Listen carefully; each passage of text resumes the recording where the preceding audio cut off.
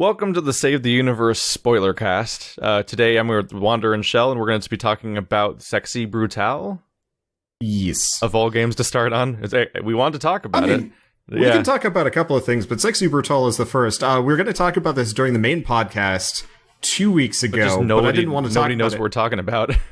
Yeah. Well, I had already finished the game because we beat it in 2 nights, which was awesome. Yeah. And then... You need a brighter screen, or else the light's not going to be on our faces. It's fine, Shell. It's fine. You haven't seen the dark cave that Keith lives in. But so... I wanted to talk about it, but I didn't want to spoil anything because that ending. Can we dive into the? Yeah. So we might as well start at the beginning-ish and work our way forward a bit. Now that we don't exactly have to recap every death that happens or anything, but like set the groundwork basically. Yeah. So if you've somehow gone through both of our channels and not seen Sexy Brutale, it's a murder mystery game. Crossed with Groundhog's Day, so every day you start over and you solve murders and you try and avert them by, usually it's like put a blank in the gun so the guy doesn't get shot and stuff like that.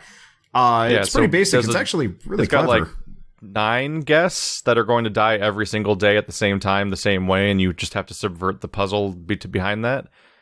It's it's like a fresh take on basically the adventure style game where you like have an inventory and pick up items and solve puzzles with them, like Monkey Island and everything. Here being some of the items would disappear. Yeah, but here in this case it's an isometric camera angle and it's a 2-stage puzzle, because 1 is the observation stage of the puzzle where you're walking around and exploring and trying to trace back the steps that lead to someone's death. And then 2 is the part where you actually try to get some kind of item or interaction that actually prevents said death once you've figured out how it happens in the first place, and then you sort of just repeat that all the way through until you come up on the ending. And it's very much worth checking out. I think we both recommend it. And this is your last chance to pause and leave and go play it or watch it before we spoil the ending. Yeah, I think it's like $10-15. It's worth it. Yeah, with the way that the gameplay was going, I really thought that the end goal would be to find a way to save everyone in one instance. Okay, so at this point, we're going into full spoiler territory. It is $19.99. So get out of here. Oh, it is $20. Whatever, it's worth it. It's a neat one. It screams vision, which is the first thing I love to see in a video game, is when it feels like someone's really specific idea they wanted to express. I've already pre-ordered their next game called Rhyme, if you haven't heard of that. Oh, yeah, your friend was working on that, right? No, he just works for the publisher for it. Okay. But it looks gorgeous, and hopefully it's going to kind of be on par. Because it's 2 different developers, one of which is called Cavalier Game Studios, but the other one, Tequila Works, previously made Deadlight, and is also coming out with a Rhyme next month. So Tequila Works is the main studio that did most of the work on the Sexy Brutale. It's weird their games are coming out so close together then. Yeah, I think they've got multiple group. Rhyme is also being worked on by Q-Lock, which worked on Mortal Kombat XL. Yeah, I get the feeling. Dragon Ball Xenoverse 2.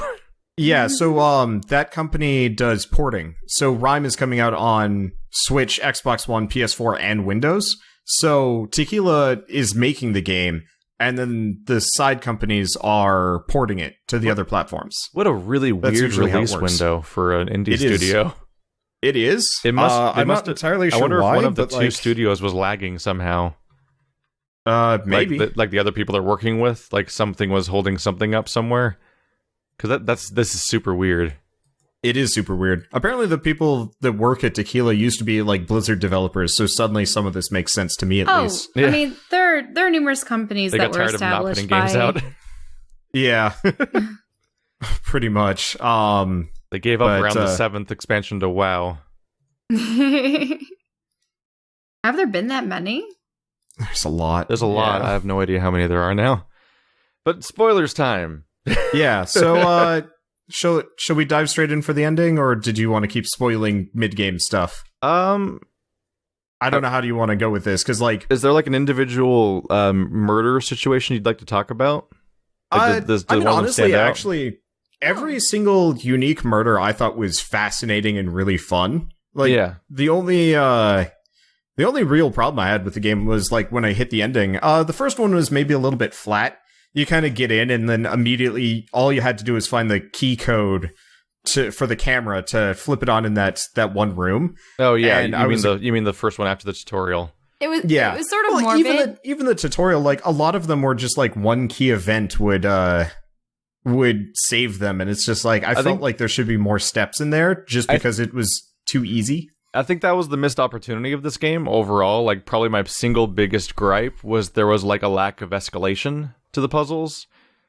So yeah, I played the first tutorial mission and then the first, like, save these two separate people at once mission, and I'm like, this is a really cool premise. You could do some crazy stuff with this. And it kind of never got crazy. Yeah. I thought that we would have to find a way to prevent the one drink from being poisoned and figure out... I mean, we actually did follow, what was her name? Trinity to the room where she eventually gets devoured by the spider. Yeah. Yeah, we spent the whole day watching her die. That was... Like, you can follow some of the characters where... It was funny for me because I saw her go in that spider room and she just wanders off and there's butterflies. I'm like, okay, she's talking to herself. She's going to be there for a while. So I wander off. And when I turn on the camera that solves the puzzle, that's the first time I knew there was a spider. It was just that surprise, like, oh god, what's happening to Trinity over there? Because I was just thinking in terms of saving Clay at that moment. I was sure that you would have to, like, save people individually. But during all the double ones, you're essentially just doing one thing that happens to save two people. Yeah, it was interesting with the... Because it was the electric cage in the elevator. Cage. That one was interesting because we actually did have to do an extra step that I hadn't anticipated. I think we had thought initially that you had to pull the lever at the same time as the other man. It was Clay's brother, Red? Or is that what's his name? Yeah. What's his name? Red Rockridge. Yeah. Red Rockridge. I thought that you just had to pull the lever at the same time, but it turns out that... What was the extra step? We actually had to find some way to flip... connect. We had to flip the breaker. Yeah. Which was hidden behind one of the paintings or... Yeah. It was in behind a bookcase or something. So I found that right away. So then when I was like, oh, we just flipped them at the same time, I was like, oh, that was the only thing to figure out. We were having trouble having the ghost tell us about that. I didn't know if you had to have the ghost tell you about it first or something. I think you did. That's one of those things is you can't just touch stuff and see what opens. Like, if there's a secret anywhere, you have to find a document or person that tells you about it in order to actually go into them. Too. Yeah, like you have to talk to a ghost or something like that. So that's an interesting little quirk, because otherwise it would probably be too easy if you could just click on everything, especially since stuff that you click on in this game is highlighted. I gotta say, I hated the sound effect whenever there was, like, ghosts in the room and it would be like, Rah! Every time you go in. Oh, that was so...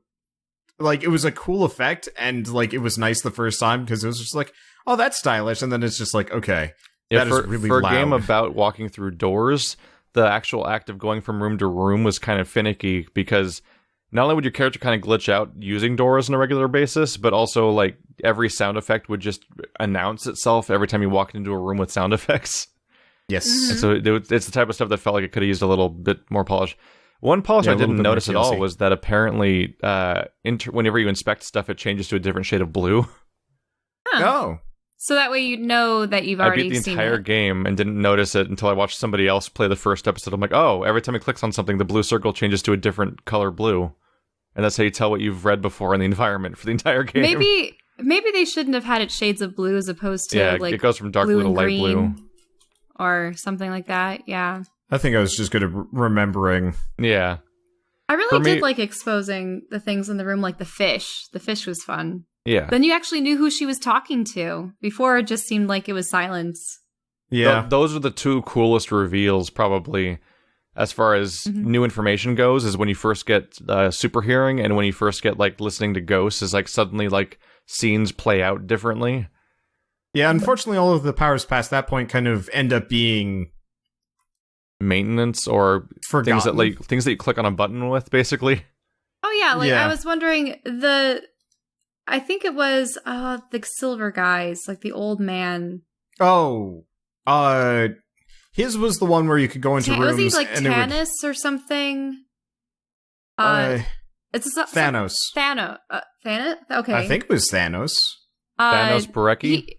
Yeah. he had knowledge of all the rooms, and the thing is, you go about and sure you learn more about them, but it doesn't actually help you solve puzzles. No, it just don't fills in believe. your brochure of like your codex for the game, basically. Yeah. And I thought that would have been much more useful Which early I on. did go back and try to fill it all out. I was just so like, bleh. I got very about the, close to completionism. I got every single invitation, and I was only missing a couple of cards. Did you finish off that weird card room where you had to get all the, like, the bridge? I wanted to go No. back to do just that, but I might go back to it still because I have it installed and everything. Because I think when you still finish the game, have it dumps you right installed. back in the world, right?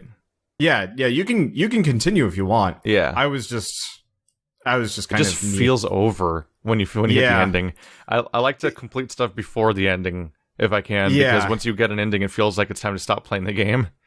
Yeah, unfortunately, it was just too. Yeah, on that earlier subject, like the powers are not created equally. Like there are Yeah. some that change the entire game, and other ones where it's like, oh, I can shatter glass now. yeah, listening was definitely Woo. useful. The glass was really just to It was break just to those get cards. urns, It and- was. yeah. I don't You think it was own- ever actually used to solve a puzzle. You use It it to helps you break get the back outside. window. To Yeah, like, to get in the main outside. room. That's it, basically.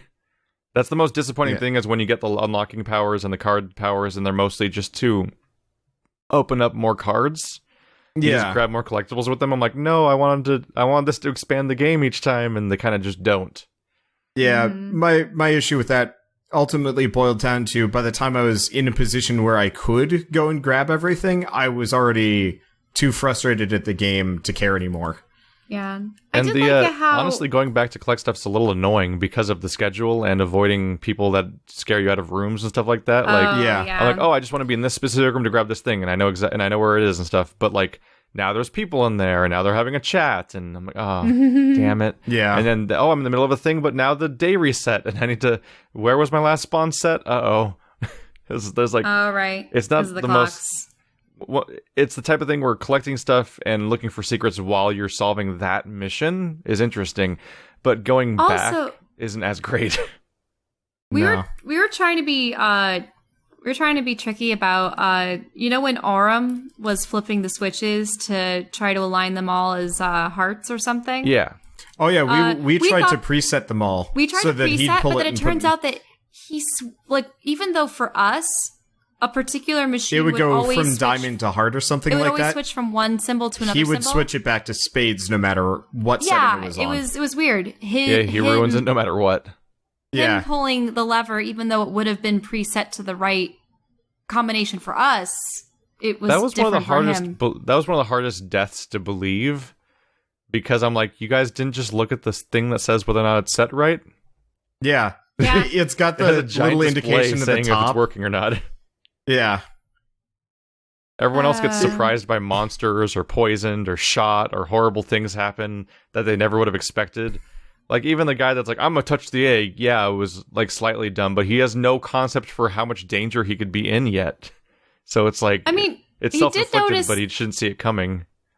the cage above him and everything. Yeah, but it's like, oh, it's a magic act thing. This will be here later. Because he's friends with the guy who runs the place, and he knows that he's taunting him with this egg all the time. And he has no idea that this is like some sort of horrible trap. Because Yeah. nobody But knows they were that. hearing gunshots and glass No, they were hearing breaking noises, but and like Yeah. the bell. But the bell ringing. but they had been going to this for years, so like they really didn't have a whole lot of reason to be like suddenly suspicious of their best Yeah, one no of their best guest friends. ever witnesses another guest's death, do they? With the exception with the of exception of the pairs. Yeah, besides pairs. Like, nobody Yeah. ever before their death scene finds out anyone else is going to die. Yeah, no. So it's like, it's always a shock all night, even though you're used to it. So it's like, it's Yeah. easy to blame them, but like, it's totally outside of the realm of reasonableness to think that anything's going wrong that's that scary without any evidence that aside from some noises. But like, that one with like, well, this thing's both this is like the bad egg dispenser from Willy Wonka, but also an elevator. It has to be set a certain way. Let's not look at the display that clearly displays whether or not it's going to burn us alive. It was really hard to accept. Yeah, especially person because the guy made it himself. It was like, if it was Aurum hearing about it after the fact, being like, oh, okay, so I have to like pull every lever. And then I go in the elevator, and then he dies, and then Thanos shows up and is like, no, you idiot! And, like, that would make perfect sense, because Aurum very clearly, showed himself off to be, he didn't give a shit and that's why he died. Speaking of the burning alive, if I remember specifically that, I mean, this is a big spoiler, the Marquis falling out of the tower and into the lawn. Trying to figure out who that was all game was weird. I know. I knew it was the guy on the main cover because he was the center. Yeah, when we figure. finally made it out there, we figured it out pretty quick. It's like, oh, it's the Marquis because we can see like we thought a bit we'd of have his to outfit. save him. Yeah, so later. we thought we'd have to save him. And the thing was, it meant that, like, I mean, obviously it wasn't the right sequence of events, but if in fact all of those things were occurring in the place, it wouldn't have been his fault that everyone had died. It would have been his staff. And Eleanor would be out in the house tending to the nursery. But that was all a dream. The game is shockingly short, by the way. Like, at first you're like, oh yeah, 7 different sets of guests, like either individuals or pairs. But once you factor in like the first one's a tiny tutorial one, and the last one is like a very like it's another like micro like ship in a bottle scenario, like the first one was, where like there's not much thought and it's very brief. You realize that the main body is 5 puzzles. That's how weird. That's how surprisingly brief the game becomes in retrospect. And I thought that what would have been the second act of the game was to find a way to get from one to the other, to the other, to the other, and save them all in a day. Create your perfect path.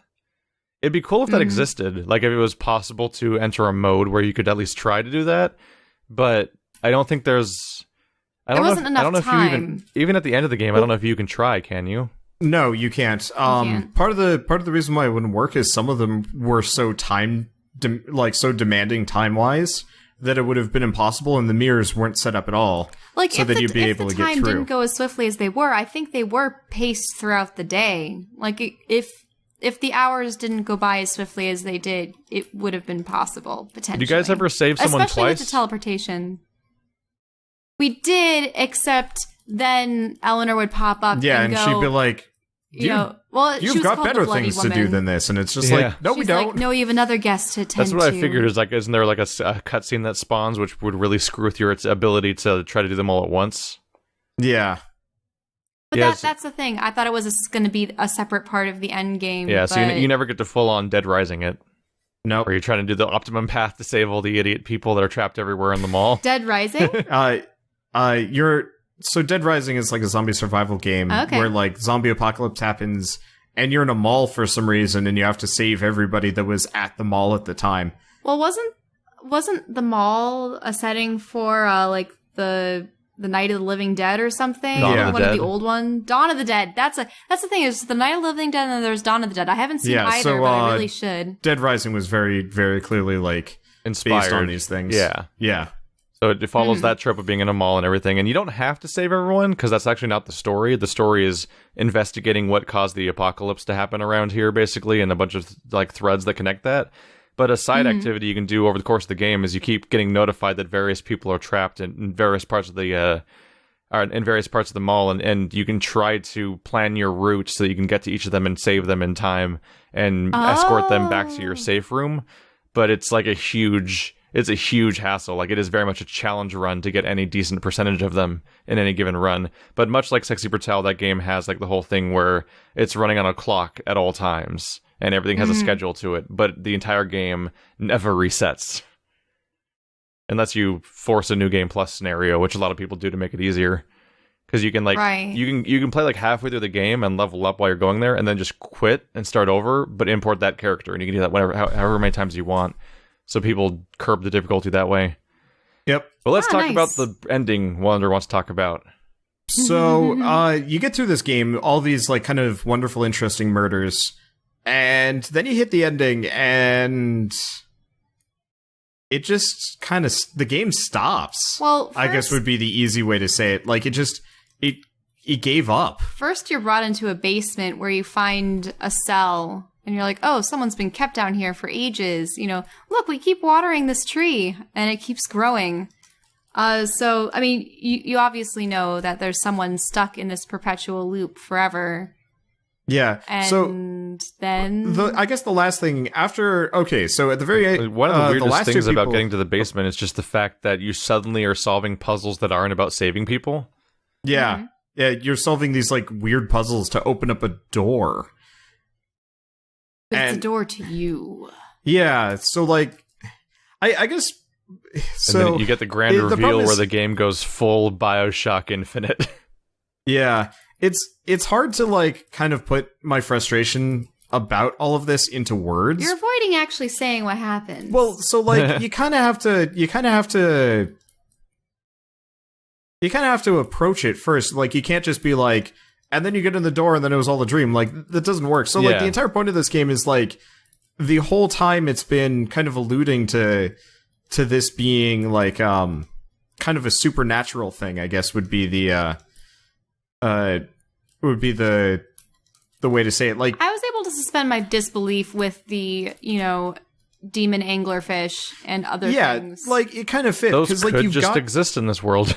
yeah, you've got this like bizarre time travel power, and you're just like, okay, I can believe this. Like Why I not? really knew that the bleeding woman was a ghost of some sort. So I'm like, okay, and there are ghosts already existing in this place.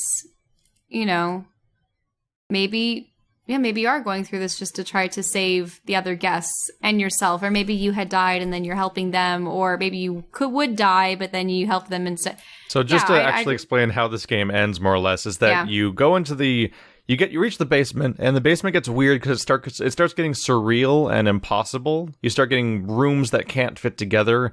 You have one that's just an abyss full of cards that are floating. You have one that's an outdoor graveyard in your basement. Like that's literally like, it's like you walk through a door and run around while the different. Yeah, one room's entirely just one giant gramophone you can run on. And before long, you open a door and you find like this old man in like this Zordon style like giant vial that's just like apparently being tortured, watching through these mirrors as all these people die every day. And the guy with the skull face that's been showing up from moment to moment throughout the game through doors, basically just taunts you, and like he runs you through like all the ways that each person dies and like some sort of irony about their death. And like one of them was like he even talks about like topping up like updating the Red Rockridge and other guy death, like that pale, to make it more like ironic and touching and stuff like that.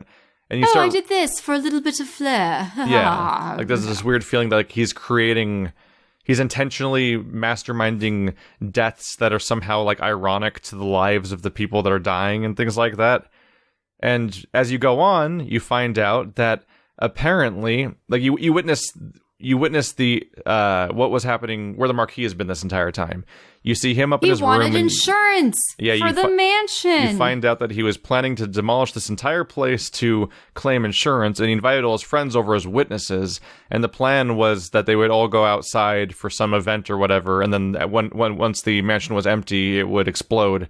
And it would be a horrible accident, and look at all these witnesses to see what happened, and I was here too, like with them, so I couldn't have done it, and all that stuff. But it all goes off wrong and explodes with everybody in the mansion still. So everyone dies as a result of his mistake. But because he fell out the window and landed he's in the garden. One survivor. That scene of him falling out the window you keep seeing throughout the game is actually him becoming the one survivor. And he's so guilty over what happened because these were his friends. That's not super important, really. But just like that too. He timed him all over it. He's so guilty over what happened that he essentially starts torturing himself, and that he enters this basically infinite time loop where he's trapped in this mansion with all of his friends as they die over and over again, and he seems to completely lose his mind because it's revealed that the Skullface guy is, like, first of all, the protagonist is the Marquis. The Skullface guy is the Marquis. The guy being tortured in the vial watching everyone die over and over again is the Marquis. And every single gas mask servant Butler, that kills people throughout the entire game are also all the Marquis. All separate copies of the same person looping over and over again through time, basically. Doing every job themselves.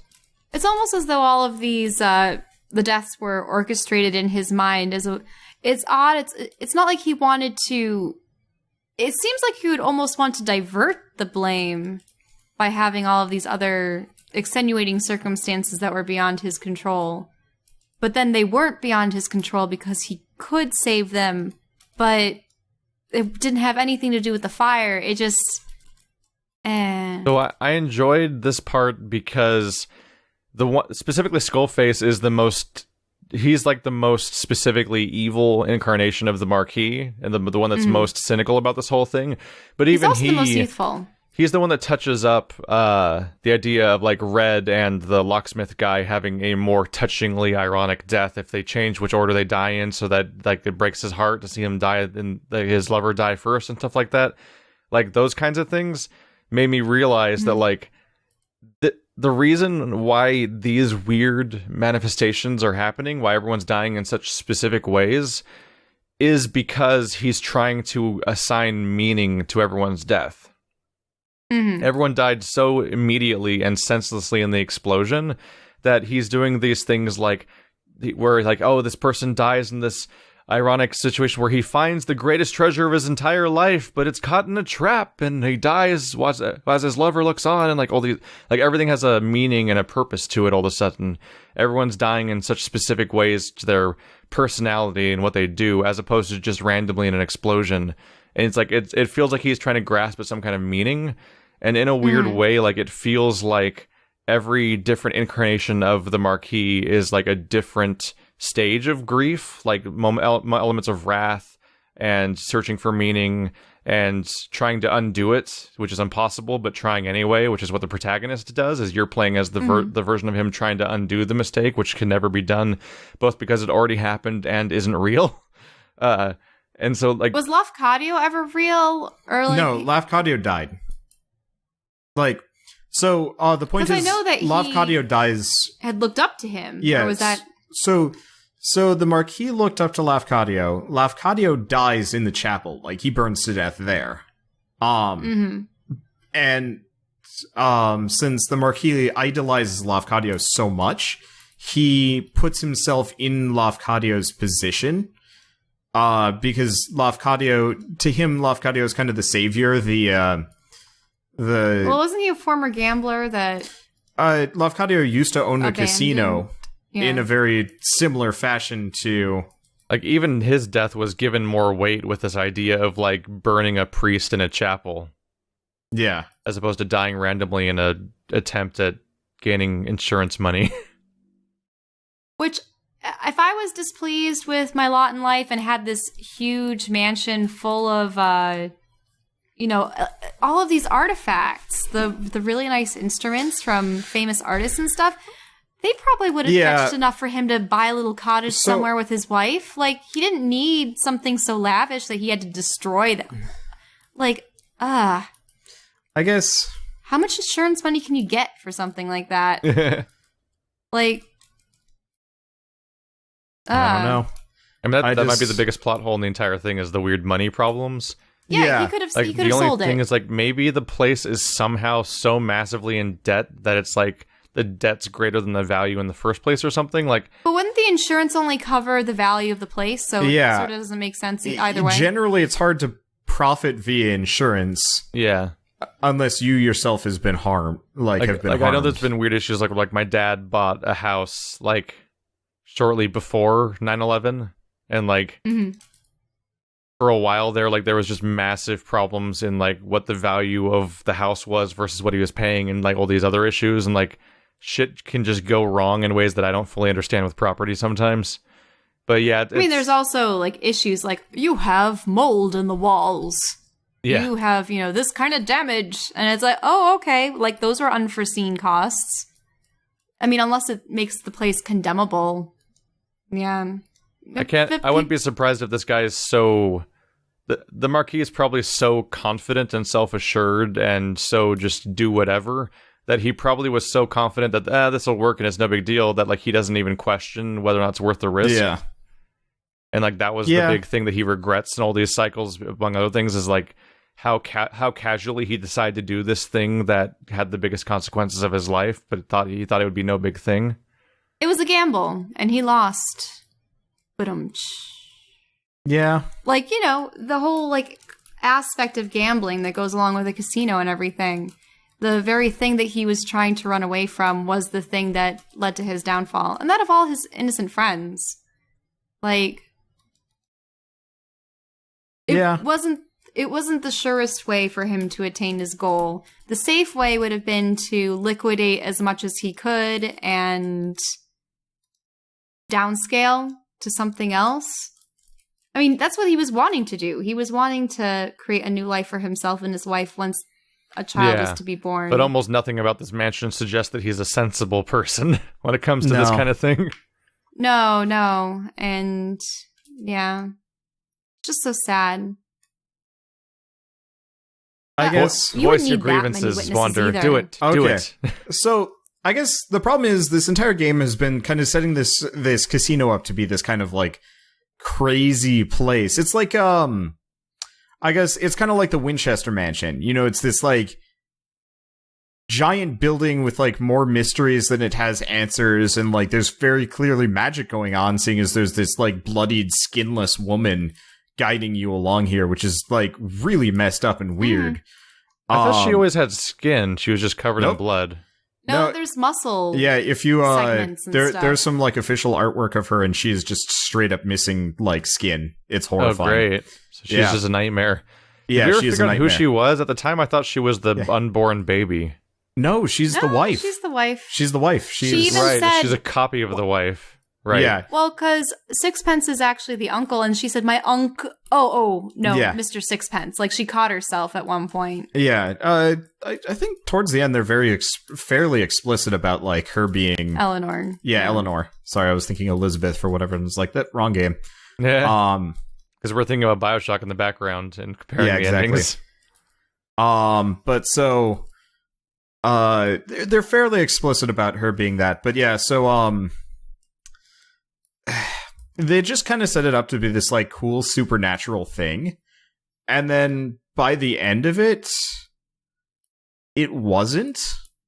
Like, I hate endings where it's just like it was all in your mind. Because it just feels like this gigantic cop-out, I guess.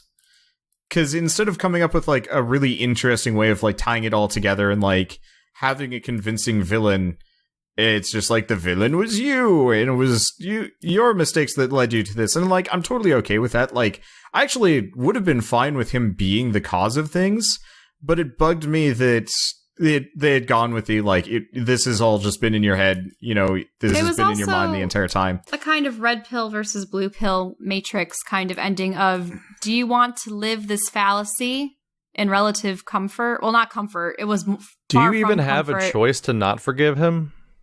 Yeah, you do. What do you do to not forgive him? Because the day is looping. Yeah, Gold Skull is just like, or, you know, just continue this. Do you want to end this day, or, you know, we could always just do... there was a dialogue choice. I forgot. Yeah. So I was thinking of a mechanical form of not forgiving him. Nope. Gold Skull is just very, very much just like, you know, I don't want to forgive. Who the hell reaches that point of the game and is like, yeah, I'm gonna hit no?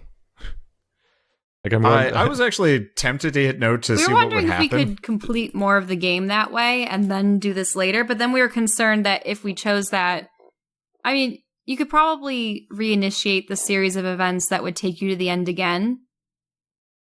But then we didn't want to have to deal with waiting I don't through think anyone sees cutscenes. that option as like their canonical choice, though. Like, no, they might be like, "Oh, let's click on everything" as a normal thing in video games. But like, I can't think of why anyone would want that to be their ending, like their one ending. It's like I don't even know what it's in it, but like, why? It's such a weird, it's a crazy choice. My frustration with all this just kind of boiled down to the fact that it's just like it was kind of this like odd cop-out ending at the end of this like big magical journey, effectively. Yeah. I mean, like, we're using time travel powers, for crying out loud. Like, that's a pretty big premise to work with, and then you just kind of invalidate it all, being like, nope, this is all just kind of in your imagination. Also, I was so upset that when you did, you know, agree to stop it all and, like, escape, then the butlers that were revealed to be other versions of you, they did all of the entire time, Shell had been really hoping for you solve every murder on your own. Like, she really wanted that. And then you just see all of your little minions do it for you. Yeah, you And just you're like, dupe no. yourself up, and then it's just I like, wanted to well, do that. that was... I wanted to have the epic, like, I would have liked it if you had said, no, I'm going to save them all to, like, Mr. Gold Skull, and, then I'll leave this wretched place forever. And he's like, pah, good luck with that.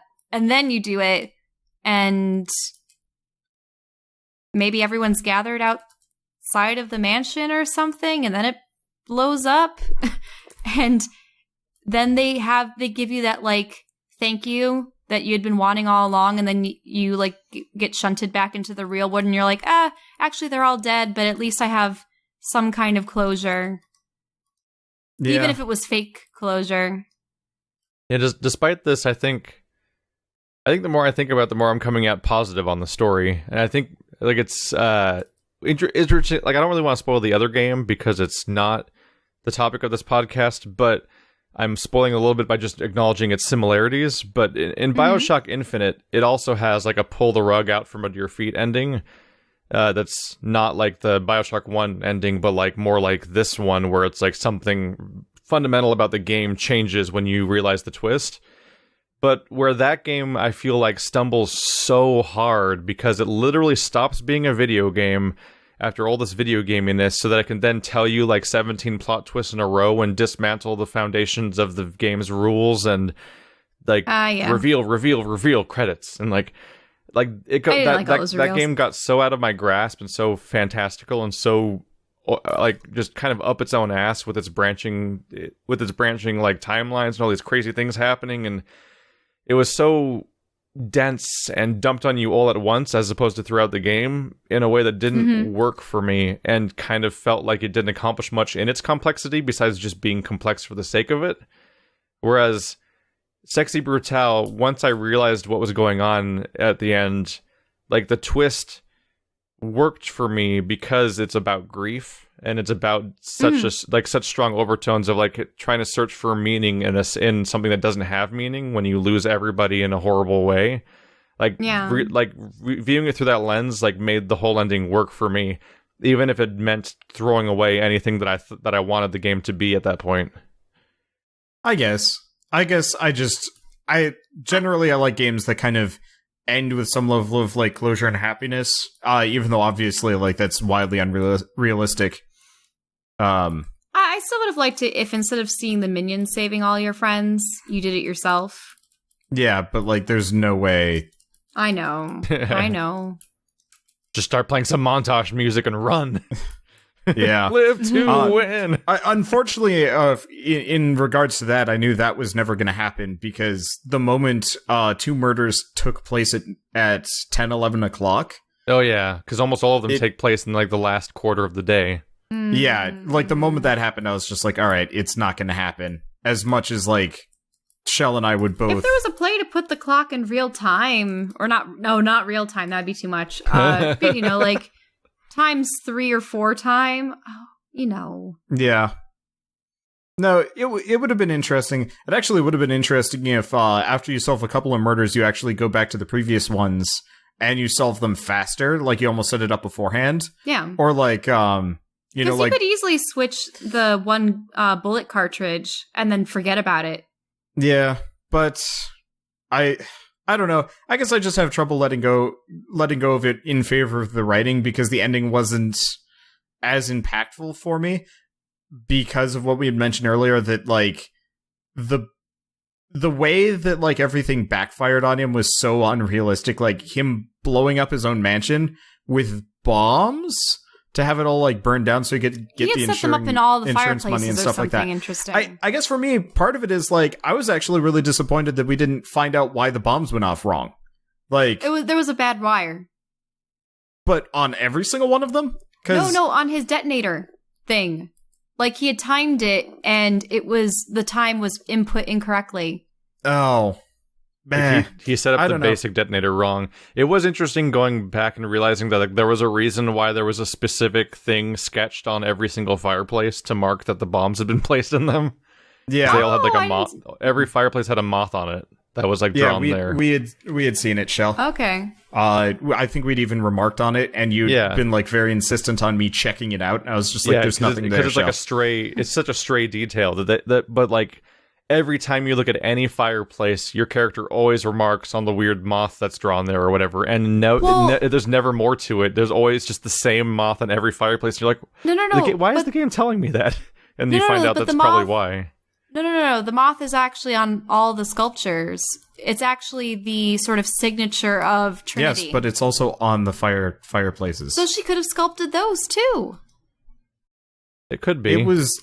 Yeah, was it the same thing that was on the statue, or am I mixing it up with something else? I felt like there was a mark on the fireplaces. I know what you're talking about. Yeah, there were moths on all the statues. Maybe it wasn't a moth on the fireplaces. Then maybe it was something else. I feel like there was something on the. I could have sworn there was something on the fireplaces that was described as basically being drawn on there, and it was just like a weird detail the game kept announcing, and so like it retroactively felt like like it was signifying where all the bombs have been placed so far and stuff like that. Mm-hmm. They were marked. I don't know. Definitely a neat little game. Not one that really begs for any repeat playthroughs because there's only like the one thing to do, which is kind of a all-encompassing problem with adventure games for the most part. They don't. Yeah, replayability is hard unless it's either for nostalgia's sake or whatever. I know that I could actually play through BioWare games again for. But that's not an adventure game. It is an adventure. And those have branching dialogue RPG. and different things that you can focus on. And also, like, generally, it's fun to relive that plot. Like that's something that's actually special about like King's Quest, the new one, specifically episode 1. Without telling you, is filled with like branching solutions for every puzzle, or several of the puzzles for key points, where like you can turn in different things at different stages of the quest to fulfill the requirement. But if you aren't looking close enough, you would think that was the only solution, and then you see somebody else do it, and you're like, wait, what? That works? Okay. Like that supports replay in a way that adventure games just don't generally. Oh yeah, I'd actually thought that if that was used as a mechanic in it's interesting. Like, if you had a fairly linear game, at least in appearance, but had the way or the manner in which you solve particular aspects of a level determine something later on, and a combination of like how you complete certain missions later on, like. You know how there's always the whole, like, you are the pacifist, you are, sort of violent, or you find, other, like, intellectual solutions to things that eventually ranks up to something that is tabulated later and affects how you either interact with characters or a final outcome. It would be interesting if in this game, like, when you placed a thing, it became permanent, for example. Mm-hmm. And, like... Yeah. If, like, you place a thing to solve a puzzle, and then it becomes a permanent solution for that puzzle, and that thing's now solved forever, and, like, every day that solution rematerializes every day or something like that, and keeps continually solving itself. Then you could save everyone. But what if certain items could clearly be used to solve multiple people's murders? Yeah, it actually would have been interesting if they gave you full run of the mansion from the beginning, and the entire point was you have 24 hours to set the entire mansion up like dominoes, and so like here's a bunch of booleans that you can set, this trigger that goes either here, here, or here, and depending on like where you put everything like in conjunction with each other could either save like multiple people but kill somebody early. Yeah. It'd be interesting if like one item could save one person or one way, but then you later find another person that dies in a way that's clearly also like you clearly can see a way to save them with the same item, but they both die at the same time. So then you're like, which of these two people can I find a different solution for, so I can use the solution that works on both of them for the other one and stuff like that. Like that type of stuff could be interesting. But how the hell do you pull that off in an indie game too? It wouldn't be impossible. I mean, honestly, all they would have had to do is just had the giant mansion open to you from the beginning, or like maybe they do it kind of Metroidvania style, where like you solve one murder and then it unlocks a new power for you. You would need to be able that to you go then through those bring mirrors. Back and remix in, and it's more that they just need to increase the scale of the game from a design standpoint. I'm not even sure scale, just complexity. I really thought that when we got the ability to transport through mirrors that we would get there. Ish. I would say like Horizon Zero Dawn is the same thing when you're saying the word design as opposed to like the world or something. Yeah, I guess it's a good point, because I'd say Horizon Zero Dawn is scale, whereas I'd say... Yeah. That's why I said scale from a design standpoint. Yeah, which is not I world guess. building scale, but like the scale of the project. Like the scale of what you're laying out. Like Words are dumb. It's the difference between having some talk with some assholes on your ship on Mass Effect Andromeda versus like the Citadel DLC of Mass Effect 3, where 500 different permutations could happen. Mm-hmm. Like that level of scale of like you've got to make so much of so many things that could possibly happen in one room, and that's where things get scary. But there's also where games get amazing when they can do it. I never liked it when there was only one object or solution to a particular puzzle.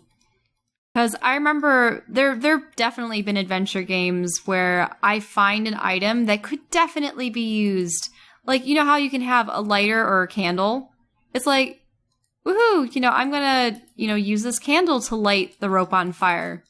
Oh, wait, no, sure, you have the flame lit and everything, but it's doing nothing. You need this instead. That's the worst thing is when a game has similar items, but only one of them works.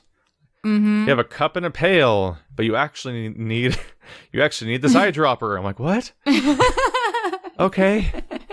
Sure. Yeah. All right, so I think that's about what we're going to cover for Sexy Brutale tonight. Huh? Yeah. That's probably all we have to say for that.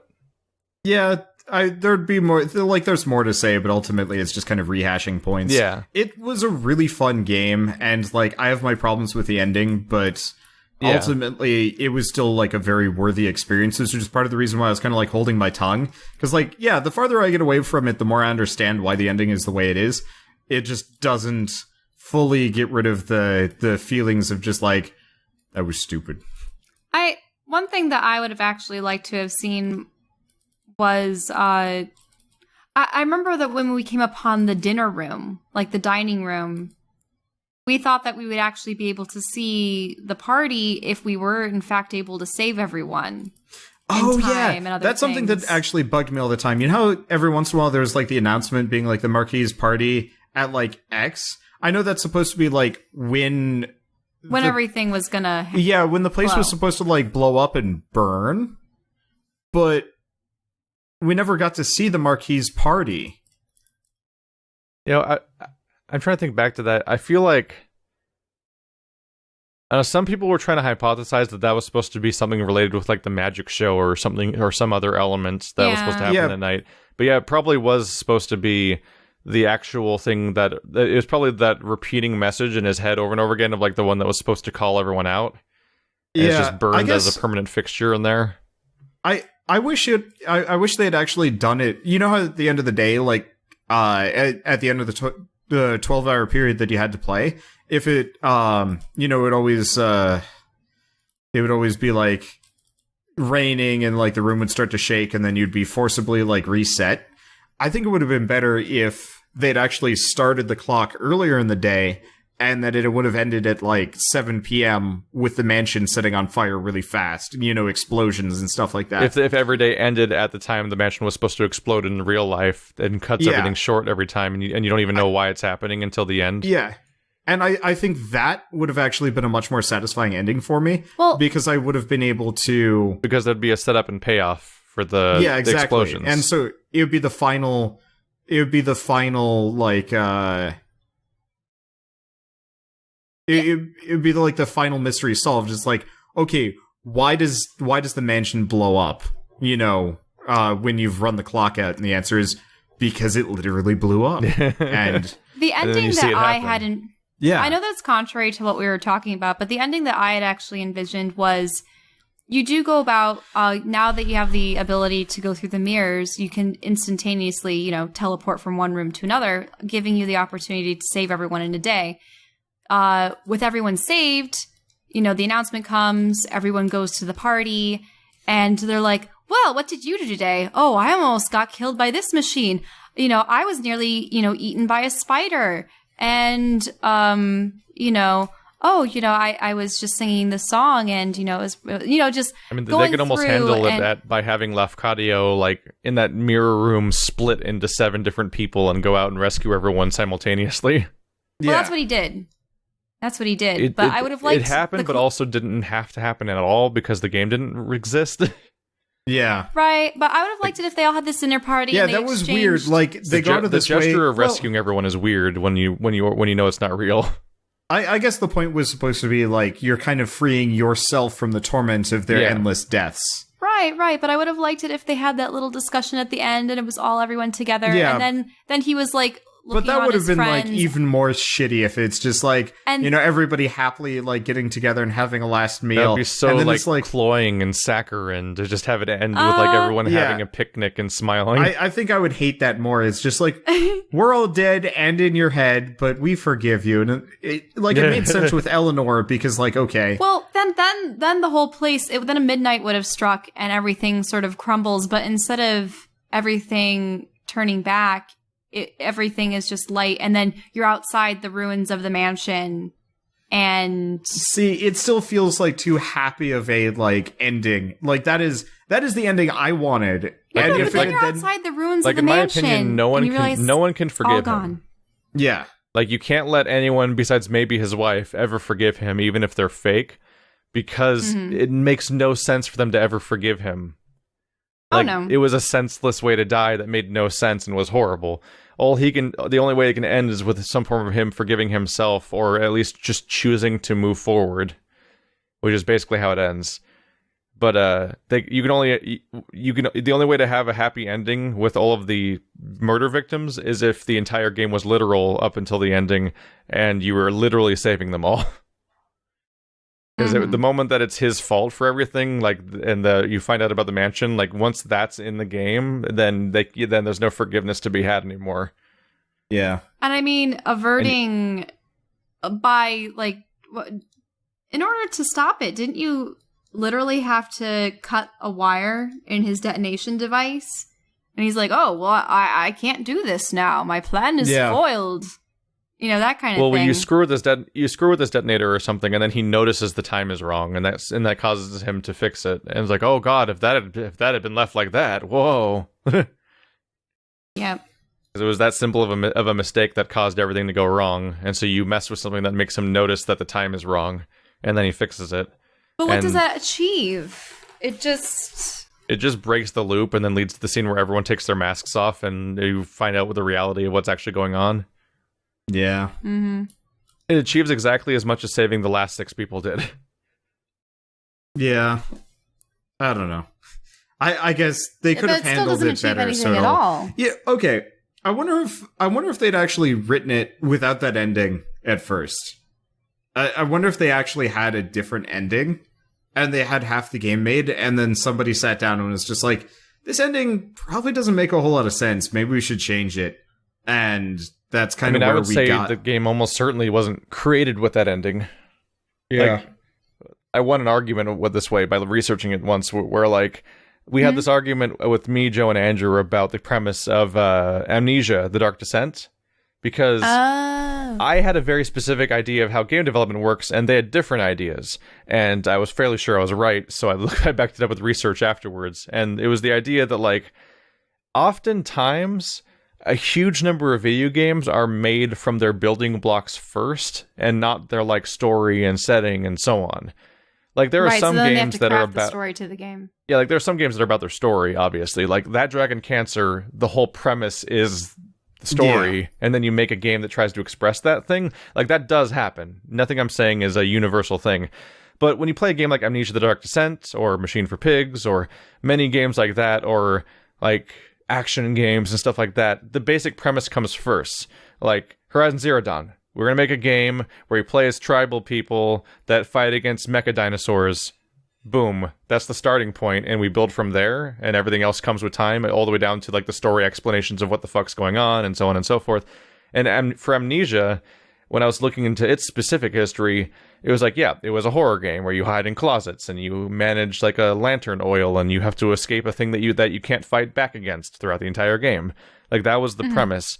And the actual story and setting were so loose that 1 year before the game came out, they literally changed the entire setting by like 100 years and completely redid the castle and like changed everything about it. Like that's oftentimes how how non-permanent the actual story elements of a game can be, is that oftentimes it's all about the expression of mechanics and the specific goal you have, and then you figure out how a story fits all into it. It's Did you ever hear that about Journey, actually? That they made the game all the way up to the ending, yeah, and they couldn't then figure he out how made to the end it? final song, and then they made They a got game really about the song. lucky with that. Yeah. If it wasn't for Austin Wintory, they would have been boned. Yeah, so for those that don't know, when they made Journey, they got the guy making the entire soundtrack basically wrote them an ending in the form of the song, and then they finished the game based around that. So the weird, crazy thing is, it's actually two things. So they actually made the entire game around Austin Wintory's soundtrack. Like they didn't have anything other than a basic like gameplay tech demo of them sand surfing. And they're like, so we have like kind of this, but like it's nothing. Write us like a bunch of songs. And he did, and he came in, and then they got to work, which was cool. And so whenever they get stuck, they'd have him write a new song, and then they base the rest of the game around it, which was fascinating to hear about. But it's a cool collaboration style. Yeah, so what happened, what you actually might not know is it broke, actually. The reason why they have the ending that like happened was actually two parts. So one, Austin Wintory coming in with a song that made them like think up the ending there. But also Austin Wintory's friend came in to try the game out, and the game broke. So I guess to spoil Journey at the very end, you die. You freeze to death up at the top of a mountain right before you reach your goal, which is super sad.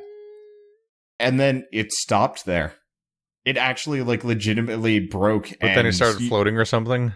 No, they were like stuck in a white void or whatever.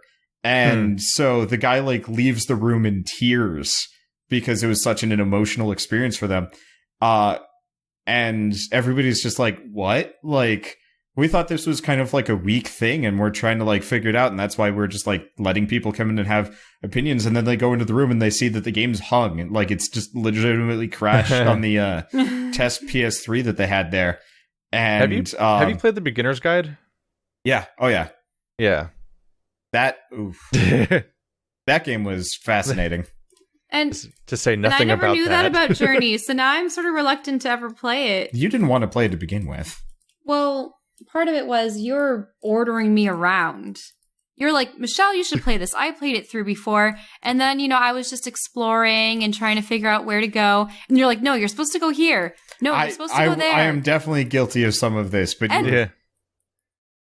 It was definitely an experience of just like, you clearly weren't feeling it even then. Like, you weren't very interested to begin with. It didn't help that it was very late at night, and this was on a vacation that I had, driven over to your house for and would have to go back within a week. Yeah. That was when we were long distance. It was not a good time. Yeah. So to express the idea of like how story works in games and stuff, like a really good thing that I always go back to is, have you guys seen like the behind the scenes stuff for, actually I've shown you this, Wander, I think, because it was in the Plinkett reviews, is the behind the scenes stuff of when they were making the Phantom Menace. And there's like scenes of George Lucas and stuff like that in the documentary footage. And the one that always sticks with me is there's a moment where he's like, God, they're already working on sets. I really need to start working on a script. Oh, yeah. For Phantom Menace. And that's how video game stories work in many projects. And that's why they're so weird and disjointed, is that a lot of games have levels and mechanics and a progression before they have a plot to tie it all together. Sometimes I wonder with games like Myst, I mean, they have a really nice story that goes along with it, but I'm wondering if like things could have worked in, like people could have conceived of puzzles for it independently of the story, because the story doesn't really tie in unless you read like the lore tidbits from journals and whatnot. Well, Myst and Abduction and stuff like that are weird because you have to explore an environment that has a context built into it and solve puzzles that are built into that environment.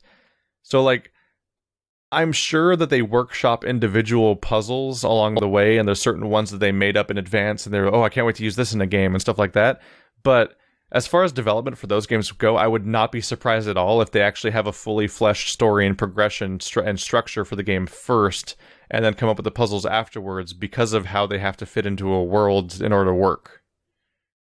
So I wouldn't be surprised if that's a case where the whole thing is inverted for once, because of how specific and strange their structure is to begin with, where it all has to fit a progression around moving around a physical space that has story built into it. Especially abduction. Specifically abduction, like the locations are story. And like you have to, you've already come up with why these places exist and what's going on with them before you're trying to figure out how the hell to put the puzzles in them, because like you can't just be making your puzzles in a vacuum in that game in particular. Like they're too integrated into the environment for most of the game. Mm-hmm. I think that's probably about it for Sexy Brutale, though, because we're definitely wandering already. Yeah. So, yeah. Well, at this point, we're starting to discuss game design and whether or not, like you know, we can just save it for the next podcast. Story. Yeah. So thanks for watching this spoiler cast. It's either the first one or the third one, depending on how you're counting and whose channel you're on. But if you want to find all of them, everything's always available at the SoundCloud, which I'm forgetting the URL for, but it's 4Nerds on SoundCloud. It's soundcloud.com/4nerds, and you'll find everything there if you want to find any what you've missed and stuff like that. We'll probably do more of these in the future. On a fairly regular basis, Wander and I will beat the same game, for example, and oftentimes you want to talk about this more, but during the main podcast, you can only stick to one topic for like 10 minutes before we go diving off in other directions. So I think this is a decent way to handle this. So these will come out when there's a reason for them to come out, no particular schedule. And thanks for watching like always, and we'll see you next time. Yeah.